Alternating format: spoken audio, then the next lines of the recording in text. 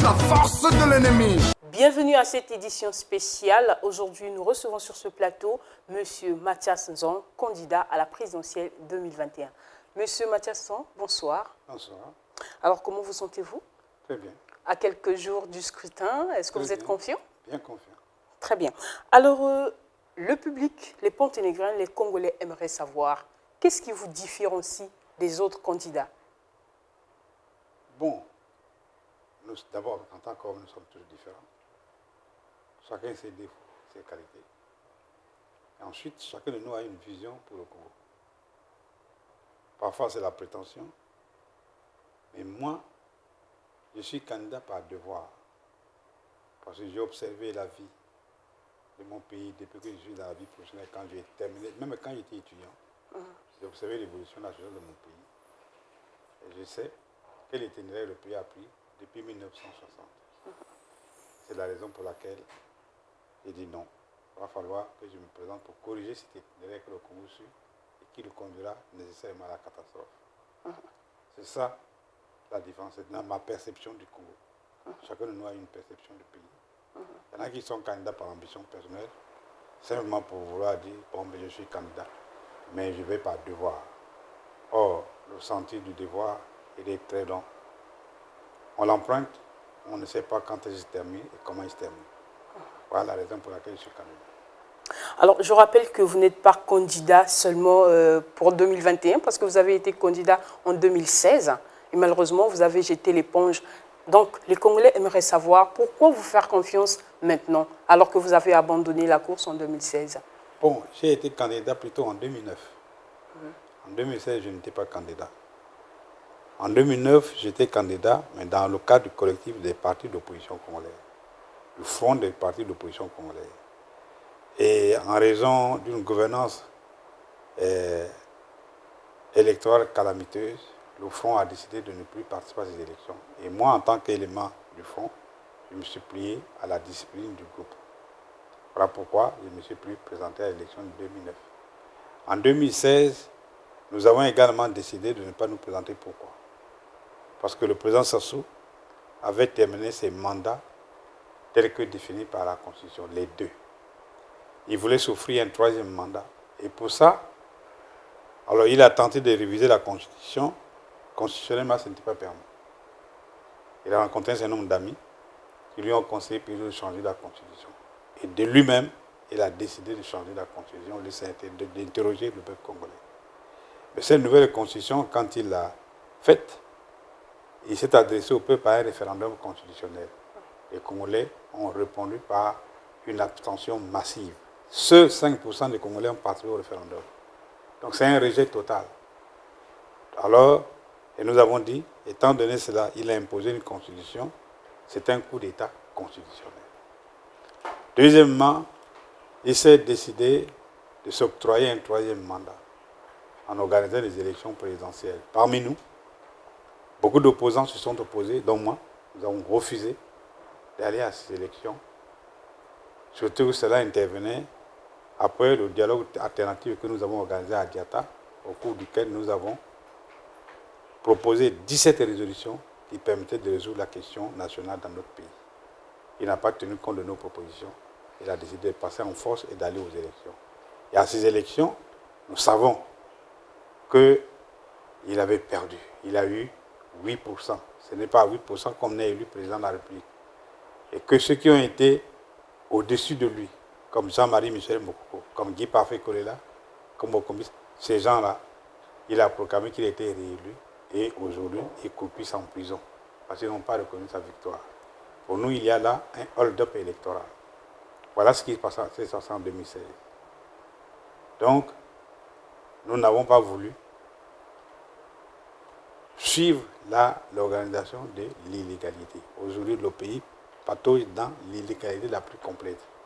Une constitution non acceptée par les Congolais, mais un hold-up électoral, le pays nage dans l'illégalité. Nous sommes ici en situation de fait. C'est pour ça que nous avons décidé de dire que cette constitution n'est pas bonne parce qu'elle a été imposée aux Congolais.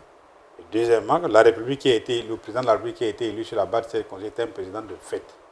Les situations de fait existent. Aujourd'hui, nous sommes en situation de fait, nous ne sommes pas en situation légale. Parce que les Congolais, nous avons partagé ça. Et je continue à dire que le président Sassou est un président de fait et il n'est pas un président légal pour notre pays. Alors, vous avez tenu un meeting ce 14 mars 2021 au lycée Thomas Sankara. Nous avons tendu notre micro à quelques Ponténégrins qui se demandaient est-ce que le candidat Mathias Nzon n'est pas plutôt un pion pour les Congolais? Est-ce que vous êtes vraiment du côté des Congolais? Est-ce que vous êtes vraiment le candidat qui veut ce réel changement? Vous avez dit tout à l'heure, le changement c'est maintenant, mais les Congolais se demandent, est-ce que vous n'êtes pas un pion? Oula, lorsqu'on connaît mon itinéraire, il est difficile de dire cela. Je suis un ancien ministre, un ancien militant de l'UGEC, l'Union générale des élèves et étudiants congolais, créée après 1963, lorsque j'étais au lycée technique d'État de Brazzaville, et au centre d'enseignement supérieur de Brazzaville. Quand je me suis rendu en France, j'ai adhéré à l'association des étudiants congolais en France, AUC, dont je suis devenu le président. Et ensuite, comme tel, en tant que section territoriale, j'ai milité à la Fédération des étudiants d'Afrique noire en France. J'en ai été le vice-président. Donc ce n'est pas d'aujourd'hui. Si vous connaissez les positions de ces deux associations, pour eux, l'Afrique était mal gérée. Il fallait restaurer en Afrique une vraie démocratie. Voilà, ça a été toujours mon combat de tout le temps. Et quand je suis rentré dans ce pays, en 1978, quand je suis rentré à la Banque centrale, puis bien sûr, la Banque centrale ne fait pas la politique officielle, mais je n'ai pas perdu mes convictions. Avec mes amis, nous avons demeuré sur nos positions jusqu'à ce que nous créions en 1991 un parti politique officiellement pour participer à la conférence nationale souveraine. Vous savez que j'en ai été candidat à la primature pour assurer les fonctions de premier ministre de transition. Je suis sorti troisième. Bon, ceux qui étaient devant moi, eux, ils ont continué. C'est comme ça qu'André Milongo a été élu Premier ministre de transition. Donc, je n'ai jamais cédé sur mes positions politiques. Et à l'issue de la conférence nationale, on a organisé les élections de 1992. Pascal Lissouba a été élu président, mais n'a pas réglé le problème d'application des résolutions qui a été prise à la conférence nationale. C'est en cela que nous avons, avec les autres, créé les Forces démocratiques unies, les FDU, malheureusement, au nombre desquels il y avait le PCT. Mais par la suite, le PCT voulait proposer une ligne qui était pas la nôtre. Il y a eu donc des dissensions et nous nous sommes séparés. Nous sommes séparés, donc j'ai toujours été sur mes positions. Alors, il y a eu la guerre. Et la guerre, nous sommes au sein des FDU. Alors, les FDU, qui en était le président, c'est Denis Sassou Nguesso, qui était président du PCT à l'époque. Alors, démocratiquement, nous avons dit, bon, on va aller à la transition. Tu assures la présidence, et à la fin de la transition, on doit faire les élections présidentielles. On a organisé les élections présidentielles. Je sais comment ces élections étaient organisées après la fin de la transition. C'est moi-même qui les ai organisées pour tenter de régler la situation du Congo. Denis Sassou Nguesso a été élu président. Et quand il s'est allé, alors il est reparti à ses repères anciens, c'est-à-dire tout ce qui concernait le monopartisme. Aujourd'hui, nous sommes quasiment dans une situation de monopartie. C'est le PCT qui règne partout, qui commande tout, qui fait tout. Et les autres partis en souffrent. Donc par conséquent, ma ligne politique est diamétralement opposée à celle de Denis Sassou Nguesso. Je ne peux pas être son pion. Par contre, il pourrait être mon pion puisque je suis quand même un peu plus au-dessus de lui en matière politique. Autrement dit, je ne peux pas être son pion. C'est impossible. Si je suis son pion, j'ai abandonné de faire la politique.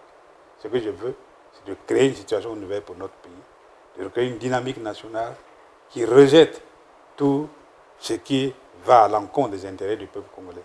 Moi, je suis un défenseur des intérêts du Congo. Mon projet, c'est rendre le Congo aux Congolais, ce qui est contraire aux pratiques du PCT qui a confisqué le Congo aux Congolais et a laissé les Congolais pour compte.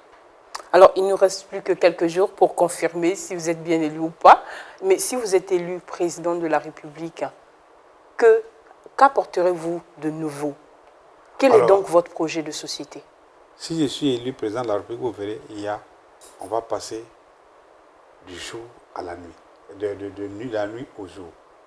Vous verrez que le Congo sera totalement différent. D'abord, le Congo sera, comme j'ai dit tout à l'heure au meeting, nous allons rééquilibrer tous les comptes du Congo pour normaliser la situation de notre pays.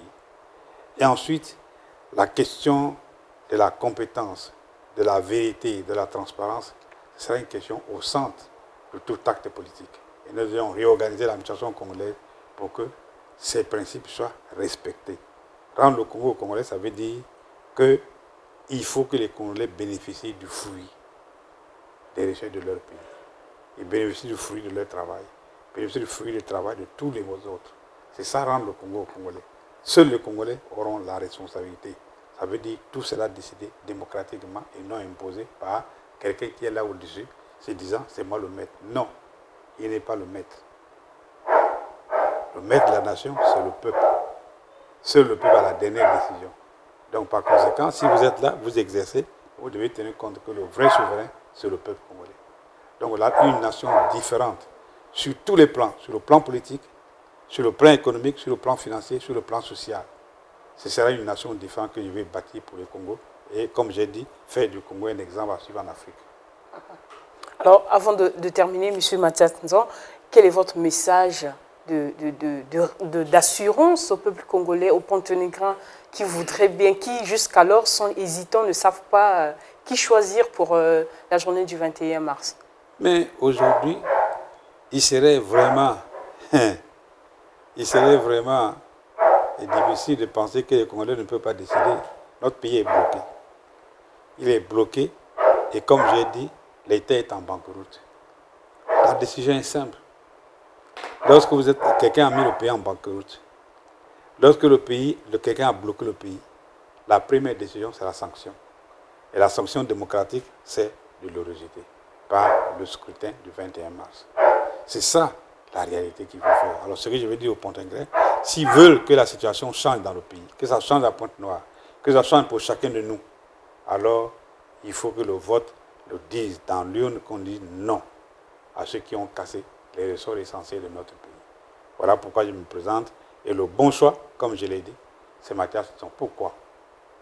Parce que après tant d'années d'expérience professionnelle, tant d'années d'exercice technique où ma compétence est affirmée, et tant d'années de négociations au plan international, tant de relations internationales, il faut que le Congo en bénéficie. Je voudrais que ce capital que j'ai accumulé puisse bénéficier au Congo et faire en sorte que le Congo en tire profit. Et le moment est venu pour qu'il en soit ainsi. Voilà le message que je peux adresser aux Congolais. Ne pas suivre cette voie, ce serait faire fausse route. Et j'invite tous mes frères, mes sœurs, à faire en sorte que notre pays fasse ce choix. Et nous verrons l'expérience que c'est le bon choix. Alors que 40 ans durant, on nous a mis le pays dans le gouffre. Quand vous amenez quelque chose dans le gouffre, vous n'êtes pas capable de sortir. Il faut quelqu'un d'autre qui en a l'aptitude pour le sortir. Le pays est dans le gouffre, il faut quelqu'un d'autre qui vienne le sortir. Voilà pourquoi j'ai cette prétention d'être celui qui sortira le Congo du gouffre. Mais pas seul, avec la participation de tous. Je sais que les Congolais sont désireux de sortir de leur pays du gouffre. Pourquoi ils refuseraient de travailler avec moi pour sortir le pays du gouffre? Vous voyez? Et aujourd'hui, je constate que le Congo est divisé. Il faut le réconcilier. Il faut que les Congolais acceptent la différence, que les Congolais cèdent et que les Congolais, effectivement, aient la capacité d'accepter la différence. Vous pensez comme ça, moi je pense comme ça, mon frère, discutons, quelle est la meilleure solution. Et on trouve la médiane qui permet d'aboutir. Et surtout, nous avons ce problème-là de la jeunesse. Le Congo est un pays jeune. Vous voyez comment tous les jeunes là, quel est leur avenir? Préparons-les à un meilleur avenir. C'est comme ça que les générations se succèdent. Celle d'aujourd'hui prépare celle de demain. Celles d'hier ont préparé celle d'aujourd'hui. Alors, il ne faut pas que cette préparation soit négative ou vraiment n'auront pas rendu service à notre pays. C'est ça le message que je donne aujourd'hui. Je considère que ceux pendant 30 ans, 40 ans, qui ont dirigé le pays, n'ont pas préparé l'avenir des Congolais. C'est une catastrophe. C'est une catastrophe. Il est temps qu'on change. Alors, nos téléspectateurs qui vous suivent ont bien noté que si vous êtes élu, vous tiendrez à toutes ces promesses que vous venez d'évoquer ici. Absolument. Mais au cas où vous n'êtes pas élu, que ferez-vous? Si je ne suis pas élu, si c'est démocratiquement que les Congolais ont décidé que je ne suis pas élu, j'accepterai la sanction des Congolais. Mais je sais qu'avec toute la mécanique de tricherie qu'on a mise en place, la personne qui sera proclamée élue ne sera pas élue. Parce qu'aujourd'hui, il le sait lui-même, il n'excédera pas les 5% de suffrage universel. Les Congolais ne les liront pas. Donc je n'accepterai pas la tricherie. Les résultats qui seront donnés par une commission électorale de partisans, je ne l'accepterai pas. La commission électorale actuelle, qu'on appelle l'élection électorale indépendante, cette élection n'est pas indépendante. Elle répond de son chef. Elle n'est pas indépendante. Elle fait tout de son chef. Regardez, je vous ai dit tout à l'heure, je rencontre beaucoup d'obstacles dans mes mouvements à travers le pays. Mais cette commission observe et regarde comme ça. Je vous ai dit que les listes électorales qui vont servir au scrutin le 21 mars sont les listes de 2016. Mais depuis 2016, les choses ont beaucoup changé. Beaucoup d'enfants ont atteint 18 ans. Beaucoup d'adultes ont péri. Alors, on n'a pas remis l'ordre dans les listes électorales et on dit c'est pas les listes électorales de référence. Non, c'est le résultat de la tricherie. Je vous ai dit également, regardez, le vote anticipé des militaires. Pourquoi le vote anticipé des militaires? Surtout qu'il n'y a pas de dépouillement. Vous faites le vote, on ne dépouille pas et on attend quel jour. Alors, pour faire les substitutions nécessaires. Les cas d'électeurs qu'on a disposés aux étrangers, nous sommes à quelques jours des élections, mais beaucoup de gens n'ont pas de carte d'électeur. Moi, je ne l'ai pas. Même déjà en 2016, je n'ai pas eu la carte d'électeur. Et on m'amène une carte d'électeur de mon épouse décédée il y avait quelques années déjà. Donc, il ne sait pas des choses. Voilà, les gens experts sur cette tricherie pour proclamer, ils ont été réélus. Non. Ça, j'espère que les Congolais diront non. Ils se mettront debout pour que les choses ne bougent pas. Qu'on revienne à la réalité. C'est l'appel que je lance, que le peuple congolais assume sa responsabilité historique, c'est de rejeter tout ce qui va à l'encontre de son histoire. Monsieur Matazon, merci. Je vous en prie. Merci beaucoup. Banguna na ngai nyonso balati confusion.